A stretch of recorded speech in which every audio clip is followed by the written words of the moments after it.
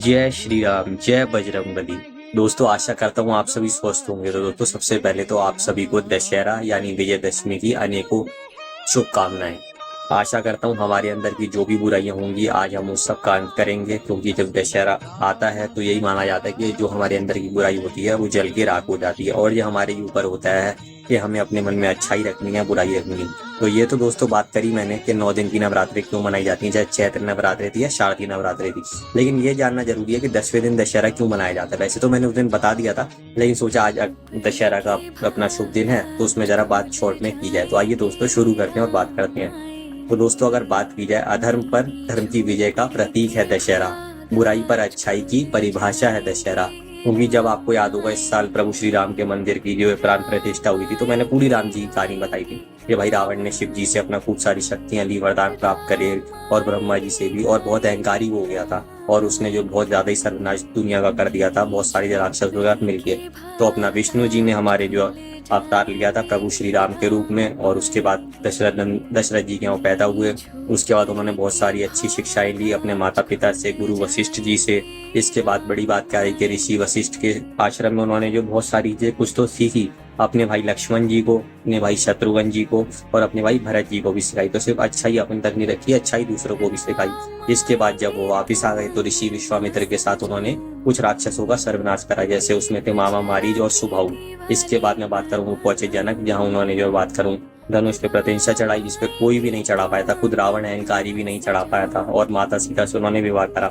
जब वो राजा चुने जाने लगे तो माता कैकेयी में थोड़ा अहंकार था और मंथरा ने उन्हें भड़का दिया, और उन्हें 14 वर्ष का वनवास जो है भोगना पड़ा। अपने पिता की आज्ञा का उन्होंने पालन करा। हालांकि पिताजी ऐसा चाहते नहीं थे, लेकिन वर दे चुके थे, और उनकी जो रघुकुल की भाई ये नीति थी कि प्राण जाए पर वचन ना जाए। इसके बाद आपको पता है कि 14 साल मारे, 13 साल तो बहुत अच्छे भी थे, लेकिन 14वें साल उन्होंने प्रण लिया था कि राक्षसों का मुझे विनाश करना है, और राक्षसों का उन्होंने विनाश करा। वहाँ लगातार कर रहे थे, और खर और दूषण को जब उन्होंने मारा तो वहीं पे शूर्पणखा भी आ गई, जो कि रावण की बहन थी, और वो राम जी से विवाह करना चाहती थी, लेकिन लक्ष्मण जी उनकी नाक काट देते तो रावण के पास पहुंच जाती है। इसके बाद क्या होता है कि आपको पता है कि रावण जो माता सीता का हरण कर लेता है, और हरण करने के बाद ये होता है कि फिर असली जो है युद्ध होता है। पहले राम जी जो जाते हैं सुग्रीव के पास, जब उनको पता चलता है कि वो खुद प्रॉब्लम में, तो पहले उसको प्रॉब्लम से उधारते हैं। मित्रता की मैं बात करूं, एक और अच्छी परिभाषा है कि पहले जो अपना सामने वाला मित्र है, पहले जो उसकी प्रॉब्लम थी उसको उससे निकाला, कि भाई पहले जो इसकी वाइफ है ये इसको मिल जाए, ये अपना इसको राजपाट मिल जाए। उसके बाद वो सारे लोग ढूंढते हैं, हनुमान जी को अपनी शक्तियों का ज्ञात होता है कि कैसे भाई मैं इतना शक्तिशाली हूँ, जाम्बुवन जी के रूप, और जाते हैं लंका। लंका में प्रभु श्री राम का सिर्फ नाम से ही वो जो है सर्वनाश कर देते हैं, लंका में आग लगा देते हैं। उनके जो सेनापति मैं बात करूं जाम्बुवली और पुत्र अक्षय कुमार का वध कर देते हैं, जो कि बहुत ही शक्तिशाली थे। उसके बाद भी चेतावनियां मिलती हैं रावण को, लेकिन वो नहीं मानते। उसके बाद आपको पता है राम सेतु वो बनाते हैं, और हनुमान जी अपना जो है फिर कोशिश करते हैं कि भाई फिर से रावण मान जाए, लेकिन वो नहीं मानते। उसके बाद वो अंगद जी को भेजते हैं, लेकिन तब भी कुछ नहीं होता, और अंगद जी का वो पांव तक नहीं हिला पाते हैं। लेकिन तब भी रावण, मेघनाथ और सब इतने अहंकारी थे, तो उन्होंने ये नहीं सोचा जब हनुमान जी और अंगद जी का कुछ नहीं कर पाए तो फिर राम जी से कैसे युद्ध करेंगे। और रावण तरह तरह की चालें चल रहा था। अच्छा हुआ ये विभीषण जी आते हैं, तो भाई उनको भी अपनी सेना में शामिल कर लेते हैं, बगैर देखे कि भाई वो कैसे हैं कैसे नहीं। तो रावण के भाई हैं, क्योंकि राम जी का सीधा सा था जो शरण में आ रहा है उसको वो साथ रखेंगे। कभी अगर रावण के दूत वहां को सुनने आ गए तो बाकी लोग उनको मारना चाह रहे थे, राम जी ने कहा नहीं, दूतों को हम नहीं मारेंगे, और वो भी रात के समय में जब युद्ध होता है। तो उनको वापस भेज दिया कि जो जो तुमने सुना है वो अपना जाके रावण को बता दो, हमें कोई फर्क नहीं पड़ता। इसके बाद आई मई को रावण बुलाता है, धोखे से उनका वो अपहरण कर लेते हैं, लेकिन हनुमान जी आते हैं हमारे संकट मोचक और उनको वध करते हैं। उसके बाद असली युद्ध प्रारंभ होता है, जिसमें आपको पता है कि रावण के बहुत सारे बलशाली पुत्र आते हैं, जिनका लक्ष्मण जी, सुग्रीव, हनुमान जी, अंगद, नल, नील, और यहाँ तक कि जामुवन जी विनाश करते हैं। इसके बाद में बात करूँ तो कुंभकर्ण आता है, जिसका खुद प्रभु श्री राम जी विनाश करते हैं। हालांकि कुंभकर्ण बहुत अच्छा इंसान था, लेकिन वही वाली बात है कि एक भाई होने के नाते आना पड़ा, और कुछ तो उसमें भी राक्षस वाली चीजें थी, तो वध तो होना ही था। अगर विभीषण जी की तरह इस तरफ आ जाते तो नहीं ऐसा होता, लेकिन उन्होंने भी अपना धर्म निभाया विभीषण जी की तरह के भाई कोई बात नहीं, आप अपना धर्म निभाओ, मैं अपना धर्म निभा रहा हूँ। इसके बाद आता है उनका सबसे बलशाली पुत्र मेघनाथ, जो रावण से भी बहुत ज्यादा शक्तिशाली था, और 2 बार थोड़ा हिला के रख देता है उसको। पहले तो नागपाश की शक्ति चला देता है रात को, और यही फर्क पड़ता है कि राम जी ने रात को युद्ध नहीं करा कि तुम चला दो तीर, और उस तीर से जो आपको पता है नागपाश दोनों को जकड़ ले रहा है। लेकिन फिर आते हैं संकट मोचक और राम जी और लक्ष्मण जी की सहायता करते हैं, गरुड़ देव को बुला के।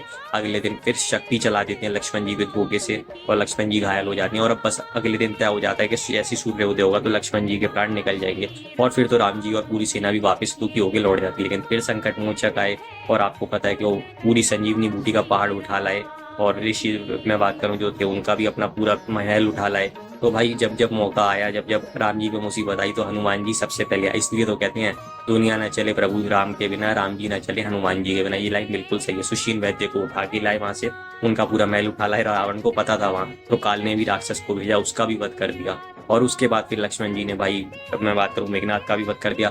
इसका काफी क्रेडिट जाता है विभीषण जी को भी, क्योंकि भाई विभीषण जी ने अगर नहीं बताया होता कि अगर मेघनाथ पूजा कर रहा है और वो पूजा कर लेता तो फिर उसका कोई वध नहीं कर सकता था। और फिर यही सेम केस रावण का हुआ कि राम जी और रावण का युद्ध हो रहा था, और राम जी ने इससे पहले भी जब 2 बार युद्ध करा तो पहली बार तो बिल्कुल ही वन साइड हरा दिया और निहत्था कर दिया सिर्फ 2-4 बाणों में, कि हम जो है निहत्थे शत्रु पे प्रहार नहीं करते। दूसरी बार पे रावण ने भी वही करा कि ऊपर छुप के तीर चला रहा है, पीछे तीर चला रहा है, तो बोला कि रावण ये जो धोखेधड़ी का युद्ध तेरे जैसे वीर को शोभा नहीं देता। लेकिन रावण कहता है मुझे तो भाई जीत से मतलब है और किसी से मतलब नहीं है, अपना तीर विभीषण जी पे ले लेते हैं। वो कहते हैं कि भाई मतलब आपने ऐसा क्यों करा? तो उन्होंने कहा आप हमारे मित्र हैं, और मित्र जाति बात ही नहीं देखती कि आप असुर जाति से हैं और हम रघुकुल के हैं, क्योंकि हमारे यहाँ वही जो मैंने कहा कि नीति है प्राण जाए पर वचन ना जाए। क्योंकि वादा करा हमने आपको लंका का राजा बनाने का, जैसे सुग्रीव से जो वादा करा, अंगद जी को अपने हमेशा साथ में रखा एक अपने पुत्र की तरह, नल नील का इतना नाम करवाना, और भी बाकियों की भी बात की जाए।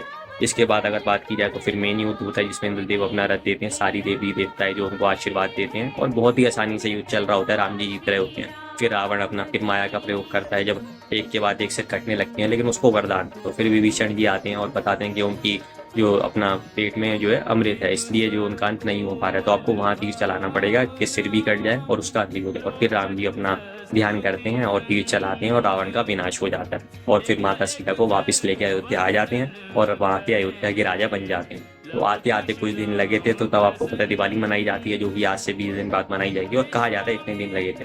तो दशहरा भी दोस्तों यही होता है, आपको पता है कि लोग जगह जगह जाते हैं, रावण दहन देख के आते हैं, कोई अपने घर में ही उसको एंजॉय करता है, तो अलग अलग तरीके से मनाया जाता है। लेकिन सबसे बड़ी बात क्या है कि ठीक है आप वो देखो या ना देखो एक अलग बात है, लेकिन अपने मन से आपके जो भी द्वेष हो या मैल हो या जो भी किसी के लिए दुर्भावना हो उसको निकालिए, वो बहुत अच्छी बात है। वो लाइन बहुत अच्छी थी ना वो गाने में कि राम तेरे मन में है, राम तेरे मन में है, मन से जो रावण निकाले राम उसके मन में।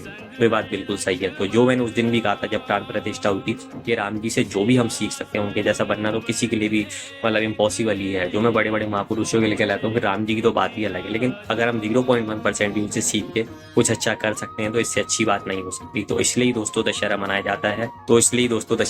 जाता है। जिसमें आपको पता है कि अधर्म पर धर्म की विजय हुई, यानी एक तरीके से प्रतीक है ये इसका कि बुराई पर अच्छाई की जीत होके ही रहती है, चाहे थोड़ा समय लगे लेकिन वो चीज होके ही रही। तो आशा करता हूँ दोस्तों वीडियो आपको अच्छी लगी होगी, और आने वाले समय में और राम जी के जो जीवन है उसके बारे में विस्तार से बात करेंगे। जय श्री राम, जय बजरंगबली, जय सिया राम, जय बजरंगबली। अगर वीडियो अच्छी लगी हो तो लाइक और शेयर करना मत भूलिएगा, चैनल को सब्सक्राइब करना भी मत भूलिएगा। जय हिंद, जय भारत, जय माँ भारती।